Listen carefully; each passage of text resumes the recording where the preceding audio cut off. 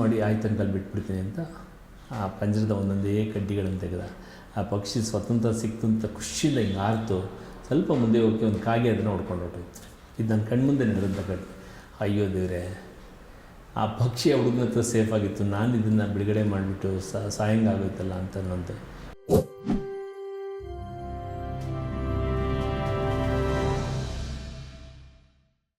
ಜನಪದ ಜಾತ್ರೆ ನಾವು ನವರಂಗ್ ಥಿಯೇಟ್ರ್ ಪಕ್ಕದ ಆಟದ ಮೈದಾನದಲ್ಲಿ, ನವರಂಗ್ ಥಿಯೇಟ್ರ್ ಪಕ್ಕದಲ್ಲಿ ಏನಿತ್ತು, ನಾವು ಮೈಲಾರ ಮಹಾದೇವ ಉದ್ಯಾನವನ ಅಂತ ಮಾಡಿದ್ದೇವೆ. ಸ್ವತಂತ್ರ ಹೋರಾಟಗಾರ ಕರ್ನಾಟಕದ ಭಗತ್ ಸಿಂಗ್ ಅಂತೇಳಿ ಖ್ಯಾತಿ ಪಡೆದಂಥ ಆ ಉದ್ಯಾನವನ ಪಕ್ಕದಲ್ಲಿದೆ. ಅಲ್ಲಿ ಜನಪದ ಜಾತ್ರೆ. ಅಲ್ಲಿ ಏನೇನಿತ್ತು ಅಂದರೆ ಕುಸ್ತಿ ಇತ್ತು, ಮಲ್ಲಕಂಬ ಇತ್ತು, ಜನಪದ ಉಡುಗೆ, ಜನಪದ ತೊಡುಗೆ, ಜನಪದ ಸಂಗೀತ, ಜನಪದ ಅಡುಗೆ, ವೀರಗಾಸೆ, ಏನೇನು ಎಲ್ಲ ಪ್ರಾಕಾರಗಳನ್ನು ನಾವು ಶೋಕೇಸ್ ಮಾಡಿದ್ದೆವು 10 ದಿನಗಳ ಕಾಲ. ದಸರಾ ಥರ, ಬೆಂಗಳೂರು ದಸರಾ ಥರ ಮಾಡಿದ್ದು. ಇವತ್ತು ಅದನ್ನು ಕುಮಾರಸ್ವಾಮಿಯವರು ಮುಖ್ಯಮಂತ್ರಿ ಅದನ್ನು ಸರ್ಕಾರದ ವತಿಯಿಂದ ಅದನ್ನು ಬೇರೆ ಬೇರೆ ಕಡೆ ಮಾಡಿದ್ರು. ಅದು ಜನಪದ ನಾವು ಮಾಡಿದ ರೀತಿಯಲ್ಲಿ ಎಲ್ಲ ಪ್ರಕಾರಗಳು ಮಾಡಲಿಲ್ಲ. ಏನೋ ಒಂದು ಕಾರ್ಯಕ್ರಮ ಮಾತು. ಜನಪದ ಕಲಾವಿದರಿಗೆ ಇವತ್ತು ನಿಜವಾಗ್ಲೂ ಮಾರುಕಟ್ಟೆಯಲ್ಲಿ ಒಂದು ಒಳ್ಳೆ ಬೇಡಿಕೆ ಬಂತು. ಮೀಸೆ ಸ್ಪರ್ಧೆ ಮಾಡಿದ್ದು, ಜಡೆ ಸ್ಪರ್ಧೆ ಮಾಡಿದ್ದು, ಈ ಚಕ್ಕಬರ, ಅಳಿಗುಳಿ ಮಣೆ, ಗೋಲಿ ಆಟ, ಬುಗುರಿ ಆಟ, ಲಗೋರಿ, ಎಲ್ಲದ ವೀರಗಾಸೆಯಿಂದ ಹಿಡಿದು ಮಲ್ಲಕಂಬ, ಗಿಲ್ಲಿದಾಂಡು ಎಲ್ಲವನ್ನು ಶೋಕೇಸ್ ಮಾಡಿದ್ದು. ಇವತ್ತು ನಾನು ನಿನ್ನೆ ಪೇಪರಲ್ಲಿ ಓದಿದೆ, ಕರ್ನಾಟಕ ಸರ್ಕಾರ ಜನಪದ ಹಬ್ಬ ಅಂತ ಹೇಳಿ ಮಾಡ್ತಾರೆ. ಮಾಡಲಿ, ಎಲ್ಲ ಬೇಕು. ನಾನು ಯುರೋಪಲ್ಲಿ ಹೋಗಿ ನೋಡಿದಾಗ ಯುರೋಪಲ್ಲಿ ಪ್ರವಾಸಿಗರನ್ನ ಕರ್ಕೊಂಡೋಗಿ ಒಂದು ಥಿಯೇಟ್ರ್ ಕರ್ಕೊಂಡು ಹೋಗ್ತಾರೆ. ಅಲ್ಲಿ ಎಲ್ಲ ಪ್ರಪಂಚದ ಬೇರೆ ಬೇರೆ ಪ್ರಮುಖ ದೇಶಗಳ ನೃತ್ಯ ಮತ್ತು ವಿವಿಧ ಪ್ರಕಾರಗಳನ್ನು ಶೋಕೇಸ್ ಮಾಡ್ತಾರೆ. ಅದು ನಮ್ಮ ಬೆಂಗಳೂರು ನಗರದಲ್ಲಿ ಮಾಡಬೇಕು ಅಂತ ಆಸೆ. ಯಾರೇ ಬಂದರೂ MG ರೋಡ್ ಬೆಂಗಳೂರು ಅಂದರೆ ಕರ್ನಾಟಕ ಅಂದರೆ ಹಿಂಗೆ, ಬೆಂಗಳೂರು ಹಿಂಗೆ, ಇಂಡಿಯಾ ಹಿಂಗೆ, ವಿದೇಶದವ್ರು ನೋಡ್ಕೊಂಡು ಹೋಗ್ತಾರೆ. ಬಟ್ ನಮ್ಮದೇನೋ, ನಮ್ಮ ಸೊಗಡೇನೋ ಇದನ್ನು ತೋರಿಸ್ಬೇಕು. ಇದು ಕೋಲಾಟ ಆಗಲಿ, ವೀರಗಾಸೆ ಆಗಲಿ, ಮಲ್ಲಕಂಬ ಆಗಲಿ, ಅಥವಾ ಏನೆಲ್ಲ ಎಷ್ಟು ಅದ್ಭುತವಾದಂಥ ಕಲೆಗಳಿವೆ. ಪ್ರಕಾರ 65-70 ನಮ್ಮ ರಾಜ್ಯದ್ದು ಮತ್ತು ನಮ್ಮ ದೇಶದ ಬೇರೆ ರಾಜ್ಯಗಳಿಂದ ಸಹ ಕರೆಸಿ ರಾಮ ಮಂದಿರದವರೆಗೂ ಫಸ್ಟ್ ಬ್ಲಾಕ್ವರೆಗೂ ನಾವು ಮೆರವಣಿಗೆ ತೊಗೊಂಡೋಗಿದ್ದು. ರಾಜ್ಕುಮಾರ್ ಸ್ಮಾರಕ ಏನಿದೆ ಅಲ್ಲಿಂದ ಹಿಡಿದು ನಮ್ಮ ಪುಷ್ಪಾಂಜಲಿ ಟೆಂಟ್ ಏನಿದೆ ಶಿವನಗರದ ಹತ್ರ ಸಾನೆಗುನ್ನಲಿಕ್ಕೆ, ಅಲ್ಲಿಂದ ಮೆರವಣಿಗೆ ತೊಗೊಂಡೋಗಿದ್ದು. ಇವೆಲ್ಲ ಮಾಡಬೇಕು ಅನ್ನೋದು ಒಂದು ಭಾಗ. ಬೆಂಗಳೂರು ವಸಂತೋತ್ಸವದಲ್ಲಿ ಯಾರ ಶಬ್ದ ಕೇಳಿದ್ವಿ? ಕೋಗಿಲೆಗಳ ಶಬ್ದ ಕೇಳಿದ್ವಿ. ಯಾವ ಕೋಗಿಲೆಗಳು? ನಾಡಿನ ಕೋಗಿಲೆಗಳು. SP ಬಾಲಸುಬ್ರಹ್ಮಣ್ಯಂ, S ಜಾನಕಿ, ರಾಜೇಶ್ ಕೃಷ್ಣನ್, ಅನುರಾಧ ಭಟ್, ಹಂಸಲೇಖ ಅವರು ಮತ್ತು ದೊಡ್ಡ S ಜಾನಕಿರವರು, ದೊಡ್ಡ ಕಲಾವಿದರು ಬಂದು ಹಾಡಿದಂತಹ ಒಂದು ಐತಿಹಾಸಿಕ ಕಾರ್ಯಕ್ರಮ ಬೆಂಗಳೂರು ವಸಂತೋತ್ಸವ. ಇನ್ನು ಬಾನಾಡಿಗಳೇ ಮರಳಿ ಬೆಂಗಳೂರಿಗೆ ಬನ್ನಿ ಅಂತಕ್ಕಂಥ ಮತ್ತೊಂದು ಕಾರ್ಯಕ್ರಮ. ಇಂಗ್ಲೀಷಲ್ಲಿ bring back birds to Bangalore. ಬೆಂಗಳೂರಿನಲ್ಲಿ ಅಂದು ಕೆರೆಗಳೇನಿತ್ತು, ಉದ್ಯಾನವನಗಳೇನಿತ್ತು, ಏರ್ ಕಂಡೀಷನ್ ಸಿಟಿ ಅಂತ ನಾವೇನು ಬೆಂಗಳೂರು ಕರಿತೇವೆ, ಉದ್ಯಾನವನಗಳ ಸಿಟಿ ಅಂತ ಏನು ಕರಿತೇವೆ, ಅವತ್ತು ದಿವಸ ಬೆಂಗಳೂರು ನಗರದಲ್ಲಿ 275 ಪ್ರಭೇದ ಪಕ್ಷಿಗಳಿದ್ದು. ಅದಕ್ಕೆ ನಂಗೆ ನ್ಯಾಷನಲ್ ಅವಾರ್ಡ್ ಬಂತು, ಪೇಟಾ ಅವಾರ್ಡ್ ಬಂತು. ನಾವಿದು ಉದ್ಯಾನವನಗಳು ಕೋಟ್ಯಾಂತರ ರೂಪಾಯಿ ಖರ್ಚು ಮಾಡಿ ಮಾಡ್ತೀವಿ, ಆದರೆ ನಿಜವಾಗ್ಲೂ ಪಕ್ಷಿಗಳು ಬರ್ತಾವ, ನಿಜವಾಗ್ಲೂ ಚಿಟ್ಟೆಗಳು ಬರ್ತಾವ, ನಿಜವಾದ ಜೇನುಗೂಡುಗಳು ಕಟ್ತಾವ. ಮನುಷ್ಯನಿಗೆ ಬದುಕಲಿಕ್ಕೆ ಎಷ್ಟು ಹಕ್ಕಿದೆಯೋ ಈ ಜೀವ ಜಂತುಗಳಿಗೂ ಅಷ್ಟೇ ಹಕ್ಕಿದೆ. ಇವತ್ತು ಜೇನೇನಾದರೂ ಪ್ರಪಂಚದಲ್ಲಿ ಇಲ್ಲದೆ ಮನುಷ್ಯ ಸಂತತಿ ನಾಶ ಆಗುತ್ತೆ. ಕಾರಣ ಏನು? ಪರಾಗಸ್ಪರ್ಶ ಆಗಲಿಕ್ಕೆ, ಆಹಾರ ಉತ್ಪಾದನೆ ಆಗಲಿಕ್ಕೆ. ಅದು ರೈತ ಸ್ನೇಹಿನೂ ಹೌದು ಮತ್ತು ಇಡೀ ಪ್ರಪಂಚದ ಮನುಷ್ಯ ಸ್ನೇಹಿನೂ ಹೌದು. ಇವತ್ತು ನಿಮ್ಮದು ಭಾಳ ದುರಂತ ಅಂದರೆ ಇವತ್ತೆಲ್ಲ ಬೇರೆ ಬೇರೆ ದೇಶದ ಗಿಡದ ತಳಿಗಳಂತ ನಾವು ಶೋಕೇಸ್ ಮಾಡ್ತೀವಿ ಪಾರ್ಕ್ಗಳಲ್ಲಿ, ಅದೆಲ್ಲ ಮುಖ್ಯ. Birds attracting fruits to bearing trees, ಹಣ್ಣು ಹಂಪಲುಗಳು ಬಿಡ್ತಕ್ಕಂಥ ಮರಗಳನ್ನು ಮಾಡಬೇಕು ಅಂತೇಳಿ ಗಾಯತ್ರಿ ದೇವಿ ಉದ್ಯಾನವನ ನಿಮ್ಗೆ ಗೊತ್ತಿದೆ, ಮಹಾಕವಿ ಕುವೆಂಪು ರಸ್ತೆಯಲ್ಲಿ ನವರಂಗ್ ಥಿಯೇಟ್ರ್ ಅನ್ನೋದು, ಅಲ್ಲೇ ಆ ಕಾರ್ಯಕ್ರಮ ಮಾಡಿದರು. ಅವತ್ತು ಅನಂತಕುಮಾರ್ ಅವರಿದ್ದರು, ಮಹಾನ್ ಎಲ್ಲ ಭಾಳ ದೊಡ್ಡ ಇದ್ದರು. ಅವತ್ತು ನಾನು ಶಾಸಕನಾಗಿದ್ದಾಗ bring back birds to Bangalore, BBB ಅಂತೇಳಿ ಬಾನಾಡಿಗಳ ಗೂಡುಗಳನ್ನು ಕಟ್ತಕ್ಕಂಥದ್ದು. ಗುಬ್ಬಚ್ಚಿಗಳ ಸಂತತಿನೇ ಕ್ಷೀಣಿಸ್ತಾ ಇದೆ. ಅದಕ್ಕೆ ಬೇರೆ ಬೇರೆ ಕಾರಣಗಳು. ಮನುಷ್ಯನ ಪರಿಸರ, ಪ್ರಕೃತಿ, ಪಕ್ಷಿ ವಿರೋಧಿ ಧೋರಣೆಗಳೇ ಕಾರಣ. ಮತ್ತು ಈ ಕಾರ್ಯಕ್ರಮ ಮಾಡಲಿಕ್ಕೆ ಮತ್ತೊಂದು ಕಾರಣ ಅಂದರೆ ಒಬ್ಬ ಚಿಕ್ಕ ಹುಡುಗ ಮತ್ತು ಮಹಾಲಕ್ಷ್ಮಿ ಪೊಲೀಸ್ ಸ್ಟೇಷನ್ ಎದುರುಗಡೆ ಇವತ್ತು ನಾವೊಂದು ಪಾರ್ಕ್ ಮಾಡಿದ್ದೇವೆ. ಇವತ್ತು ಬುದ್ಧ ಶಾಂತಿವನ ಅಂತ ಹೇಳಿ ವಿದ್ಯಾಭಾರತಿ ಸ್ಕೂಲಿನ ಪಕ್ಕದಲ್ಲಿ, ಅಲ್ಲಿ ಒಂದು ಹುಡುಗ, ಚಿಕ್ಕ ಹುಡುಗ, ನಮ್ಮ ಮಾಲಿಯ ಮಗ, ಸಣ್ಣ ಪಕ್ಷಿ, ಈ ಒಂದು 5-10 ಗ್ರಾಮ್ ಇರ್ಬೋದು, ಆ ಪಕ್ಷಿನ ಇಟ್ಕೊಂಡು ಒಂದು ಪಂಜರದಲ್ಲಿ ಇಟ್ಕೊಂಡಿದ್ದೆ. ನಾನು ನೋಡಿ ಅವ್ನಿಗೆ ಹೇಳಿದೆ, ಹೇಗಾರು ಮಾಡಿ ಪಕ್ಷಿನ ಬಿಡುಗಡೆ ಮಾಡಬೇಕಲ್ಲ. ಅವ್ನು ಕನ್ವಿನ್ಸ್ ಮಾಡಿದೆ, ಹೇಳಿದೆ, ಬಿಟ್ಬಿಡಪ್ಪ, ನಿನ್ನಿಂದ ಕೂಡ ಬಿಟ್ಟು ನಿಮ್ಮ ಅಪ್ಪ ಅವ್ನು ನೋವಾಗೋದಿಲ್ವಾ ಅಂತ ಕೇಳಿದೆ. ಅವನು, ಇಲ್ಲ ಅಂಕಲ್, ನಂಗೆ ಬೇಕಾ ಪಕ್ಷಿ, ಬೇಕು ನೋಡು, ಪರದೆಯಲ್ಲಿರುತ್ತಲ್ಲ ನೋಡು. ಕೊನೆಗೆ ಅವ್ನಿಗೆ ಹೇಗೋ ಕನ್ವಿನ್ಸ್ ಮಾಡಿ, ಆಯ್ತು ಅಂಕಲ್ ಬಿಟ್ಬಿಡ್ತೀನಿ ಅಂತ ಆ ಪಂಜರದ ಒಂದೊಂದೇ ಕಡ್ಡಿಗಳನ್ನು ತೆಗೆದ. ಆ ಪಕ್ಷಿ ಸ್ವತಂತ್ರ ಸಿಕ್ತು ಅಂತ ಖುಷಿಯಿಂದ ಹಿಂಗೆ ಆರ್ತು ಸ್ವಲ್ಪ ಮುಂದೆ ಹೋಗಿ ಒಂದು ಕಾಗೆ ಅದನ್ನು ಹೊಡ್ಕೊಂಡು ಹೊರಟೋಯ್ತು. ಇದು ನನ್ನ ಕಣ್ಮುಂದೆ ನಡೆದಂಥ ಕಡೆ. ಅಯ್ಯೋ ದೇವರೇ, ಆ ಪಕ್ಷಿ ಆ ಹುಡುಗನ ಹತ್ರ ಸೇಫಾಗಿತ್ತು, ನಾನು ಇದನ್ನು ಬಿಡುಗಡೆ ಮಾಡಿಬಿಟ್ಟು ಸಾಯಂಗಾಗೋಯ್ತಲ್ಲ ಅಂತ ಅನ್ನೋಂತೆ. ಇದೇ ಥರ ಇನ್ನೊಂದು ಘಟನೆ ನಡೀತು. ನಾನು ಕಾರ್ಪೊರೇಟ್ ಇದ್ದಾಗ ನಮ್ಮ ಮನೆ ಹತ್ರ ಒಬ್ಬ ಸೈಕಲ್ ಹುಡುಗ ಬಂದ್ಬಿಟ್ಟು, ಅಂಕಲ್ ಹೇಗಾರು ಮಾಡಿ ಸೇವ್ ಮಾಡಿ ಅಂಕಲ್, ಈ ಪಕ್ಷಿ ಕರೆಂಟ್ ಹೊಡೆದ್ಬಿಟ್ಟು ಬಿದ್ದೋಗ್ಬಿಟ್ಟಿದೆ. ನಾನು ಏನಪ್ಪ ಮಾಡೋದು, ಮನುಷ್ಯನ ಡಾಕ್ಟ್ರ್ ಇದ್ದಾರೆ, ನಾಯಿಗೆಲ್ಲ ಇದಿದೆ, ಪಕ್ಷಿಗಳಿಗೆ ಡಾಕ್ಟ್ರ್ ಇಲ್ವಲ್ಲ, ನಮ್ಮ ಏರಿಯಲ್ಲಿ ಇದ್ರ ಬಗ್ಗೆ ಆಲೋಚನೆ ಮಾಡಲಿಲ್ವಲ್ಲ ಅಂತೇಳಿ ಕೂಡಲೇ ಶ್ರೀನಿವಾಸ್ ಅಂತ ಹೇಳಿ, ಬರ್ಡ್ಸ್ ಲವರ್, ಮತ್ತು ಗೋಪಾಲ್ ಅಂತ ಹೇಳಿ ಅವ್ರ ಹತ್ರ ಕಾಂಟ್ಯಾಕ್ಟ್ ಮಾಡಿದಾಗ ಅದು ರಿಹ್ಯಾಬಿಟೇಷನ್ ಸೆಂಟ್ರ್ ಮಾಡಿದ್ರು. ಇಂಥ ಪಕ್ಷಿಗಳಿಗೋಸ್ಕರನೇ ಮಾಡಿ ಅವತ್ತಿಂದ ಆ ಕಾರ್ಯಕ್ರಮ ಮಾಡಬೇಕು. ಪ್ರತಿ ಪಾರ್ಕ್ಗಳಲ್ಲಿ ಹಣ್ಣು ಹಂಪಲು ಬಿಡ್ತಕ್ಕಂತಹ ಮತ್ತು ಕುಡಿಯೋ ನೀರು ಪಕ್ಷಿಗಳಿಗೆ ಇಡ್ತಕ್ಕಂಥದ್ದು. ನೀವು ನೋಡಿರ್ಬೋದು, ಸಿದ್ಧಾರೂಢ ಉದ್ಯಾನವನದಲ್ಲಿ ನ್ಯಾಚುರಲ್ ಫಾಲ್ಸ್ ಮಾಡಿದ್ದೇವೆ. ನೀರಿಗೆ ಬರ್ತಾ ಇರುತ್ತೆ, ಪಕ್ಷಿಗಳು ಬೆಳಗ್ಗೆ ಬಂದು ನೀರು ಕುಡಿಯುತ್ತೆ. ಮೊದಲೊಂದು ಕಾಲದಲ್ಲಿ ಬೆಂಗಳೂರಿನ ಕೆರೆಗಳಲ್ಲಿ ಹೋಗಿ ನೀರು ಕುಡಿತಾ ಇದ್ದೇವೆ, ಇವತ್ತಿಲ್ಲ. ಅಂತರ್ಜಲ ಕಡಿಮೆ ಆಗಿದೆ. ಬೆಂಗಳೂರು ನಗರದ ಫಸ್ಟ್ ಬ್ಲಾಕಲ್ಲಿ ನಾವು ಬೇಸಿಗೆ ರಜೆಯಲ್ಲಿ ಬ್ಯಾಂಗ್ಳೂರು ಬಂದಾಗ ಬಕೆಟಲ್ಲಿ ಹಿಂಗೆ ಹಾಕಿ ಬಾವಿಯಿಂದ ನೀರು ತೊಗೋತಾ ಇದ್ದೇವೆ, ಇವತ್ತಿಲ್ಲ. ನಾನು ಕಾರ್ಪೊರೇಟರ್ ಆದಮೇಲೆ, MLA ಆದಮೇಲೆ, ನಂದಿನಿ ಥಿಯೇಟ್ರ್ ಹಿಂಭಾಗ ಮತ್ತು ಪೈಪ್ಲೈನ್ ಪಾರ್ಕ್ ಏನು ಮಾಡಿದ್ದೇವೆ, ತಿಬ್ಗೊಂಡಳ್ಳಿ ವಾಟರ್ ಲೈನ್ ಪಾರ್ಕ್ ಮಾಡಿದ್ದೀವಿ, ಹೈಟೆನ್ಷನ್ ಲೈನ್ ಕೆಳಗಡೆ ಪಾರ್ಕ್ಗಳು ಮಾಡಿದ್ದೇವೆ. ಅಲ್ಲೇ ಪಕ್ಕದಲ್ಲಿ ನೀರು ಹುಕ್ಕುತ್ತೆ. ನಮ್ಮಲ್ಲಿ ಇಂತಹ ಮಟ್ಟಕ್ಕೆ ನಾವು ತೆಗೆದುಕೊಂಡು ಹೋಗಬೇಕು. ಕಾರಣ ನಾವು ಕೆರೆಗಳನ್ನ ನಾಶ ಮಾಡಿರೋದು.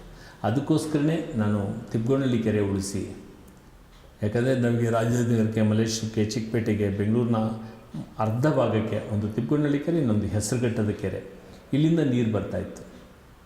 ತಿಬ್ಗೊಂಡಳ್ಳಿ ಕೆರೆ ಉಳಿಸಿ ಅಂತೇಳಿ ಜೀವಜಲಕ್ಕಾಗಿ ಜನಜಾಗೃತಿ ಜಾಥಾ ಅಂಥೇಳಿ ತಿಬ್ಗೊಂಡಳ್ಳಿಯಿಂದ ಜಲಮಂಡಳಿವರೆಗೂ ಅಂತೇಳಿ ಜಗದೀಶ್ ಶೆಟ್ಟರ್ ಮುಖ್ಯಮಂತ್ರಿಗಳಿದ್ದರು, ನಾನು MLA ಇದ್ದೆ. ಅವತ್ತು ದಿವಸ ಒಂದು ಪಾದಯಾತ್ರೆಯನ್ನು ಮಾಡಿ ಜಾಗೃತಿ ಮೂಡಿಸಿ ಈ ಕಮ್ಯಾಂಡ್ ಏರಿಯಾದಲ್ಲಿ, ಅಂದರೆ ಶಿವಗಂಗೆ ಬೆಟ್ಟದಿಂದ ನಂದಿ ಬೆಟ್ಟದಿಂದ ಎರಡೂ ಸೇರದೆ ಜಯಚಾಮರಾಜಸಾಗರ ಡ್ಯಾಮ್ ಅಂತೇಳಿ, ಚಾಮರಾಜಸಾಗರ ಡ್ಯಾಮ್ ಅಂತೇಳಿ, ಅದೇ ತಿಬ್ಗೊಂಡಳ್ಳಿ ಕೆರೆ ಅಂತೇಳಿ. ಆ ಕಮ್ಯಾಂಡ್ ಏರಿಯಾದಲ್ಲಿ 500 ಕೆರೆಗಳು ಬರ್ತವೆ. ಅದನ್ನು ಉಳಿಸ್ಬೇಕು ಅಂತೇಳಿ ಇವತ್ತು ನೋವಿದೆ ನನಗೆ. ದುಡ್ಡು ಖರ್ಚು ಮಾಡ್ತಾಯಿದ್ದೀವಿ ಅಷ್ಟೇ, ಆದರೆ ಕೆರೆಯಿಂದ ಕೆರೆಗೆ ಕನೆಕ್ಟಿವಿಟಿ, ಈ ತೂಬು ಕೋಡಿ ಅಂತ ಹೇಳ್ತೀವಿ, ಒಂದು ಕೆರೆಗೆ ಇನ್ಲೆಟ್ ಔಟ್ಲೆಟ್ 2 ಇರುತ್ತೆ, ಅವೆಲ್ಲ ಬ್ಲಾಕ್ ಮಾಡಿಬಿಟ್ಟಿದ್ದೀವಿ. ಹೀಗಾಗಿ ಬೆಂಗಳೂರಿಗೆ ಕಾವೇರಿ ಅವಲಂಬಿಸಬೇಕಾಗಿದೆ. ಅಂತರ್ಜಲ ವೃದ್ಧಿ ಆಗ್ತಾಯಿಲ್ಲ ಮತ್ತು ಕಲುಷಿತ ಮಾಡ್ತಾಯಿದ್ವಿ. ಬೆಂಗಳೂರಿನ ಕಲುಷಿತ ನೀರನ್ನು ತಿಬ್ಗೊಂಡಳ್ಳಿಗೆ ಸಾಗಿಸ್ತಾ ಇದ್ದೀವಿ, ಕೋಲಾರ ಕಡೆ ಸಾಗಿಸ್ತಾ ಇದ್ದೀವಿ. ಸೊ ಇವೆಲ್ಲ ಸವಾಲುಗಳಿವೆ. ಈ ಸವಾಲುಗಳಿಗೆಲ್ಲ ಉತ್ತರ ಕೊಡಬೇಕು ಅಂದರೆ ನಮ್ಮ ಬೆಂಗಳೂರಿನ ಜನಪ್ರತಿನಿಧಿಗಳು, ರಾಜ್ಯದ ಮುಖ್ಯ ಸ್ಥಾನದಲ್ಲಿರ್ತಕ್ಕಂಥವರು, ಉಸ್ತುವಾರಿ ಸಚಿವರುಗಳು ಮತ್ತು ಸಮಗ್ರವಾಗಿ ದೇಶವನ್ನು, ರಾಜ್ಯವನ್ನು ಮತ್ತು ನಮ್ಮ ಬೆಂಗಳೂರು ಅಂತ ಹೇಳಿದರೆ it's one of the beautiful city, air condition city, ಹವಾನಿಯಂತ್ರಿತ ನಗರ, ಉದ್ಯಾನ ನಗರಿ. ಈ ಸುಂದರವಾದ ನಗರವನ್ನು ಇವತ್ತು ಕ್ರೈಮ್ ಸಿಟಿ ಮಾಡಕೊಟ್ಟಿದ್ದೀವಿ, ಕಾಂಕ್ರೀಟ್ ಜಂಗಲ್ ಸಿಟಿ ಮಾಡಲಿಕ್ಕೆ ಕೊಟ್ಟಿದ್ದೀವಿ, ಟ್ರಾಫಿಕ್ ಜಾಮ್ ಸಿಟಿ ಮಾಡಲಿಕ್ಕೆ ಕೊಟ್ಟಿದ್ದೀವಿ, ಉಚ್ಚಾಬಟ್ಟೆ ವರ್ಟಿಕಲಿ ಹಾರಿಜಾಂಟಲಿ ಬೆಳೆಸ್ತಾ ಇದ್ದೀವಿ. ರಾಮಕೃಷ್ಣ ಹೆಗಡೆ ಗ್ರೀನ್ ಬೆಲ್ಟ್ ಮಾಡಿದರು. ಸೋಷಿಯಲ್ ಫಾರೆಸ್ಟನ್ನು ಇಡೀ ಬೆಂಗಳೂರು ಇಷ್ಟು ಮೇಲೆ ಬೆಳಿಬಾರ್ದು ಅಂತ, ಕೆಂಪೇಗೌಡರು ಇಷ್ಟು ಕೋಟೆ ಬಿಟ್ಟು ಬೆಳಿಬಾರ್ದು, ಬೆಳೆದ್ಬಿಡ್ತು. ಆದರೆ ಮುಂದಕ್ಕೆ ಅದು ಕಡಿವಾಣ ಹಾಕ್ಬೇಕಲ್ಲ, ಸ್ಯಾಟಲೈಟ್ ಟೌನ್ಶಿಪ್ ಡೆವಲಪ್ ಮಾಡೋಣ. ಎಲ್ಲರೂ ಬೆಂಗಳೂರು ಬಂದವರು ಯಾರೂ ವಾಪಸ್ ಹೋಗೋದಿಲ್ಲ. ಆದರೆ ಬೆಂಗಳೂರನ್ನ ಇವತ್ತೆಲ್ಲ ಯಾರು ಉಳುಮೆ ಮಾಡೋದು ಬಿಟ್ಬಿಟ್ರು, ತೋಟಗಾರಿಕೆ ಮಾಡೋದು ಬಿಟ್ಬಿಟ್ರು. ಯಾವಾಗ ಬಂದು KDB ಅಕ್ವೈರ್ ಮಾಡ್ಕೊಳುತ್ತೆ, ಯಾವಾಗ ಬಂದು CITB ಅಥವಾ ಬಿಡಿ ಯಾರೋ ಅಕ್ವೈರ್ ಮಾಡ್ಕೊಳ್ತಂತೆ, ಕೃಷಿಯಿಂದ ವಿಮುಖರಾಗ್ತಾ ಇದ್ದಾರೆ. ಒಂದು ಕಾರಣ ನಗರೀಕರಣ, ಎರಡನೇ ಕಾರಣ ರೈತರ ಬೆಳೆಗಳಿಗೆ ಸೂಕ್ತ ಬೆಲೆ ಮತ್ತು ಮಾರುಕಟ್ಟೆ ಅಥವಾ ಧಾರಣೆ ಸಿದ್ಧನಿರ್ತಕ್ಕಂಥದ್ದು. ಇವೆಲ್ಲದ್ರ ಬಗ್ಗೆ ನಾನು ಧ್ವನಿಯಾಗಬೇಕು ಅಂತ ನಾನು ರಾಜಕಾರಣಕ್ಕೆ ಬರಬೇಕು ಅಂತ ಬಯಸೋನು ಬಂದಂಥವನು. ಆದರೆ ಇಲ್ಲಿ ಚುನಾವಣೆ ಎಲೆಕ್ಷನ್ ಪಾಲಿಟಿಕ್ಸಲ್ಲಿ ಸೀಟ್ ಕೊಡೋ ವಿಚಾರದಲ್ಲೇ ಕಟ್ ಮಾಡಾಕ್ಬಿಡ್ತಾರೆ. ನಾನು ಯಾವತ್ತೂ ಎಲೆಕ್ಷನ್ನಿಂದ ವಿಮುಖನಾಗಿರಲಿಲ್ಲ. ಈ ಚುನಾವಣೆಯಲ್ಲಿ ಮಾತ್ರ ನಾನು ಎಲೆಕ್ಷನ್ ನಿಲ್ಲಿಲ್ಲ.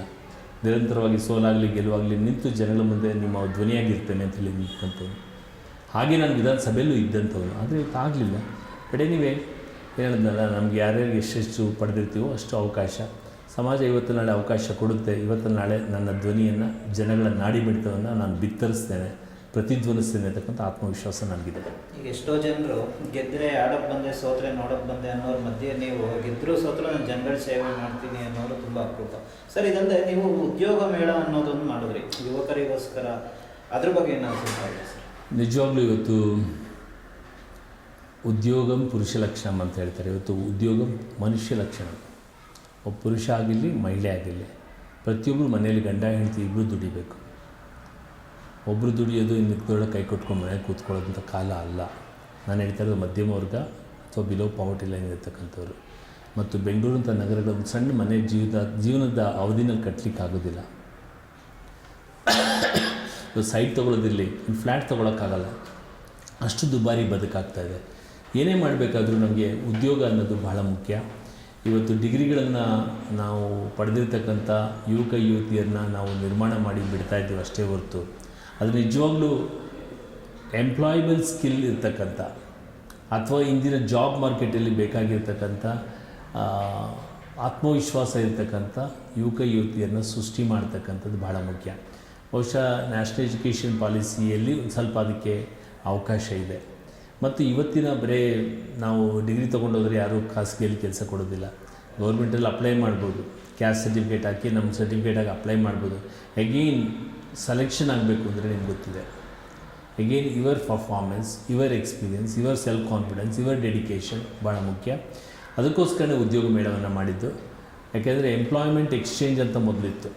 ಎಂಪ್ಲಾಯ್ಮೆಂಟ್ ಎಕ್ಸ್ಚೇಂಜಲ್ಲಿ ಯಾರಾದರೂ SSLC ಪಾಸ್ ಆದಮೇಲೆ ಒಂದು ನೋಂದಣಿ ಮಾಡಿಸಿದ್ರೆ, ನಾನು ಮಾಡಿದ್ದೆ 75ರಲ್ಲಿ. ಆದರೆ ಯಾವುದೂ ಇಂಟರ್ವ್ಯೂ ಬರಲಿಲ್ಲ. ಇವತ್ತು ಆ ಒಂದು ಕಾನ್ಸೆಪ್ಟ್ ಹೊರಟೋಗ್ಬಿಟ್ಟಿದೆ. ಇವತ್ತು ಡೈರೆಕ್ಟ್ ಎಂಪ್ಲಾಯೀಸ್ನ ಅಥವಾ ಅಂಥ ಯಂಗ್ಸ್ಟರ್ಸ್ನ ಸೆಲೆಕ್ಟ್ ಮಾಡ್ಕೊಳ್ತಕ್ಕಂಥ, ಕ್ಯಾಂಪಸ್ ಸೆಲೆಕ್ಷನ್ ಮಾಡ್ಕೊಳ್ತಕ್ಕಂಥ, ವಾಕಿನ್ ಇಂಟರ್ವ್ಯೂ ಇರ್ತಕ್ಕಂಥ ಮಲ್ಟಿನ್ಯಾಷನಲ್ ಕಂಪ್ನಿಗಳಿರ್ಬೋದು. ಇವತ್ತು ಗ್ಲೋಬಲ್ ಹಬ್ ಆಗಿ ಕೂತಿದೆ. ಇವತ್ತು ಗ್ಲೋಬಲ್ ವಿಲೇಜ್ ಆಗಿದೆ ಎಂಟೈರ್ ವರ್ಲ್ಡ್. ಇವತ್ತು ಆ ದಿಕ್ಕಿನಲ್ಲಿ ನಾವಿವತ್ತು ಜಾಬ್ ಸೀಕರ್ಸ್ ಆ್ಯಂಡ್ ಜಾಬ್ ಪ್ರೊವೈಡರ್ಸ್ನ ಒಂದು ಕಡೆ ತರಬೇಕು ಅಂಥೇಳಿ ಉದ್ಯೋಗ ಮೇಳವನ್ನು ಇವತ್ತೇನು ರಾಣಿ ಹಬ್ಬಕ್ಕ ಆಟದ ಮೈದಾನ ಅಂತ ಇದೆ, ಇವತ್ತು ಆ ಜಾಗದಲ್ಲಿ ಕಮಲಮ್ಮ ಗುಂಡಿ ಅಂತ ಕರಿತಾಯಿತ್ತು. ಇವತ್ತು ಧರ್ಮಸಿಂಗ್ ಅವರು ಮುಖ್ಯಮಂತ್ರಿಗಳಿದ್ದರು, ತನ್ವೀರ್ ಸೇಠ್ ಇದ್ದರು, ನಮ್ಮ ಕಾರ್ಮಿಕ ಸಚಿವರಾಗಿ PGR ಸಿಂಧ್ಯಾ ಇದ್ದರು, ಬೃಹತ್ ಕೈಗಾರಿಕಾ ಸಚಿವರಾಗಿ. ಅವತ್ತು ದಿವಸ ಮಾಡಿದಂಥ ಉದ್ಯೋಗ ಮೇಳ ನನಗೆ ಅಪಹಾಸ್ಯ ಮಾಡಿದ್ರೊಬ್ಬರು. ಇವೆಲ್ಲ ರಾಜಕೀಯ ಡವ್, ನಾಟಕ ಮಾಡ್ತಾಯಿದ್ದೇನೆ ಅಂತ ಹೇಳಿದ್ರು, ಗಿಮಿಕ್ ಅಂತ ಹೇಳ್ತಾಯಿದ್ರು. ನೀನು ಉದ್ಯೋಗ ಕೊಡಿಸ್ಬಿಡ್ತೀಯಾ ಅಂದರೆ ನಾಳಿದ ನೋಡಿ, ನಾನು ಉದ್ಯೋಗ ಕೊಡಿಸ್ತೇನೆ ಬಿಡ್ತೀನಿ.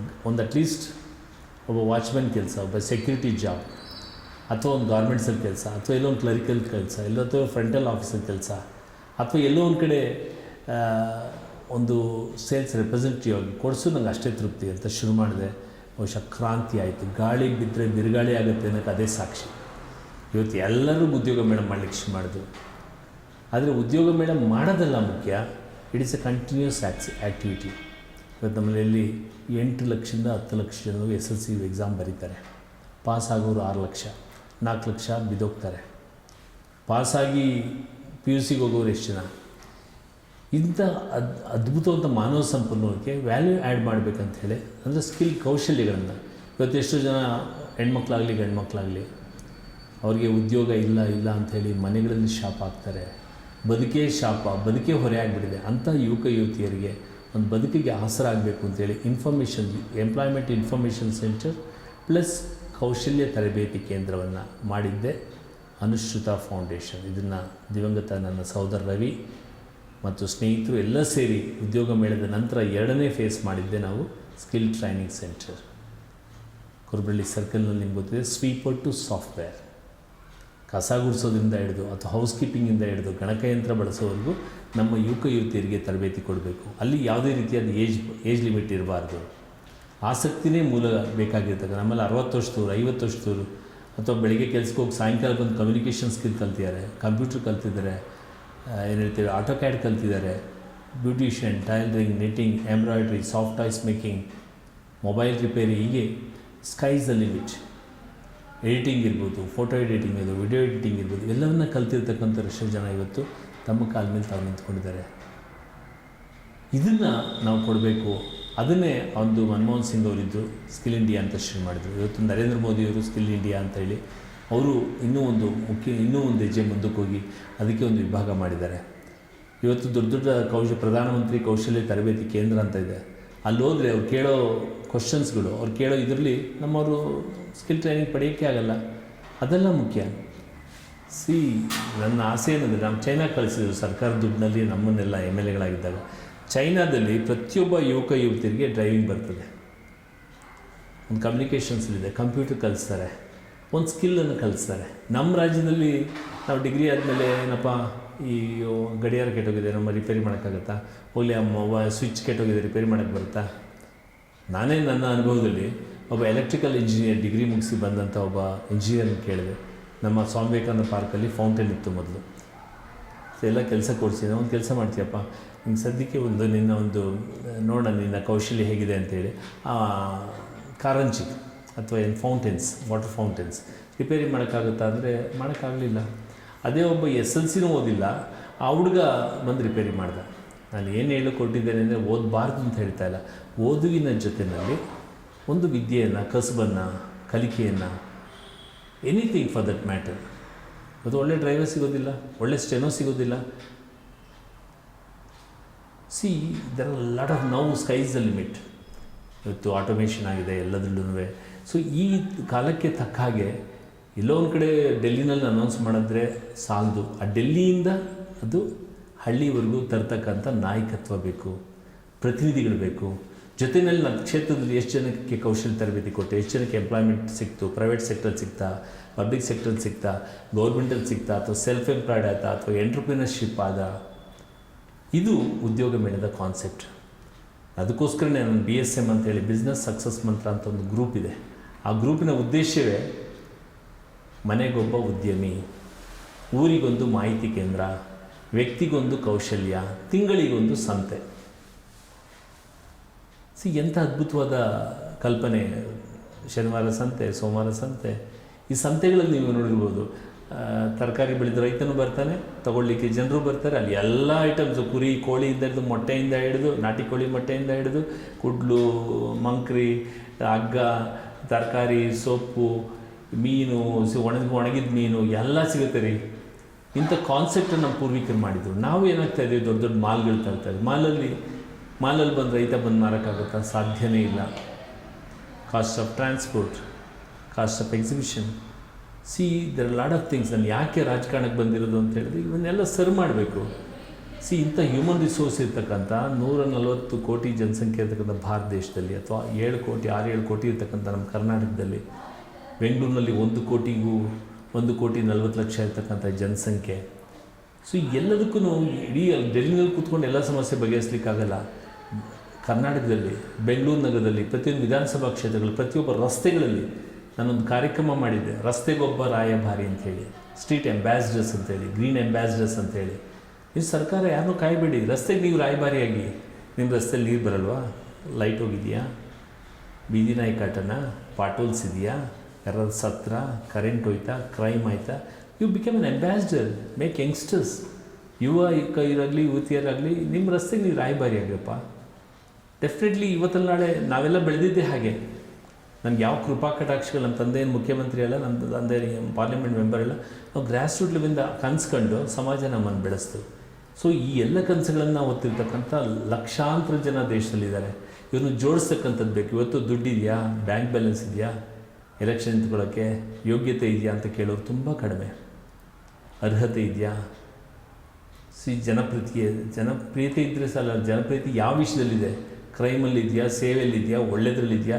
ಇವನ್ನ ಐಡೆಂಟಿಫೈ ಮಾಡ್ತಕ್ಕಂಥ ನಾಯಕರು, ನಾಯಕತ್ವದ ಗುಣಗಳನ್ನು ಇವತ್ತು ಅವಶ್ಯಕತೆ ಇದೆ ಅಂತ ಹೇಳಿ ನಾನು ಬಯಸ್ತೇನೆ. ಇದು ನನ್ನ ಕನಸು.